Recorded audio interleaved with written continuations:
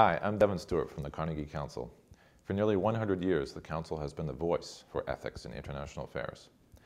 This month, we ask you to please give to our annual fund drive to support videos like this and other programs at the Council.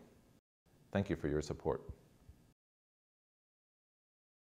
Lawrence had a deep, deep personal affection for the Arabs.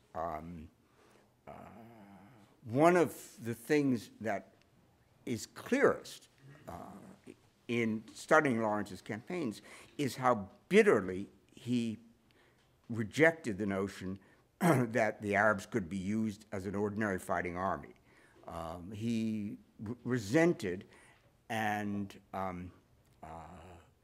was very often extremely angry about any Arab casualties. He understood that the Arabs in those days, and still to a certain degree today, that they fought as tribes and clans. Therefore, the kind of mindless casualties inflicted upon the French, British, and German army and the Russian army in the First World War would have been unthinkable to the Arabs because every one lost was a person known to them. They did not think of themselves as an Arab nation. They thought of themselves as part of a clan. The clan was part of a tribe. The tribe owed an allegiance to some larger entity, but not to an enormous entity. It was always somebody that you knew and to whose tent you could go and to whom you could bring your problems. Lawrence absolutely loved that world. He went straight to it, even in his last year as an undergraduate at Oxford. He spent the years from 1911 to 1914 working as an archaeologist in Syria and what is now Iraq. His closest friend in life was an Arab donkey boy named Dahum, with whom Lawrence had what can only be described as an intense personal relationship, but almost certainly not of a sexual nature. I think if Lawrence had allowed himself a release from the really savage sexual repression in which he held himself all his life, that he would have chosen Dahum as the person with whom he wanted to share his life. But he also accepted the impossibility of that, both from Dahum's point of view and from the point of view of the Arabs as well as of the British.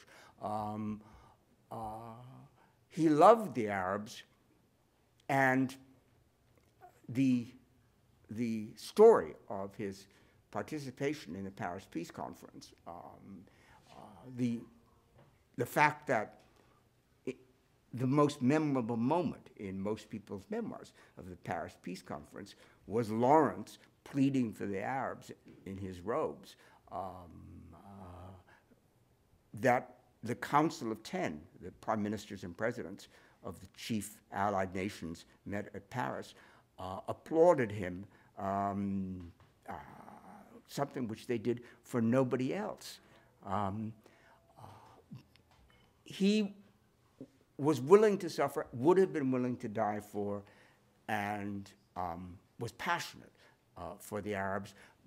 But it must never be thought that he pretended in any way to be an Arab, or would have tried to pretend to be an Arab, or thought that he could be an Arab. He had the extraordinary ability to remain what he was, a short, fair, pink-skinned, blonde, blue-eyed Oxford Englishman, and yet he was able to join into Arab life to a most extraordinary degree. He had the capacity to do that.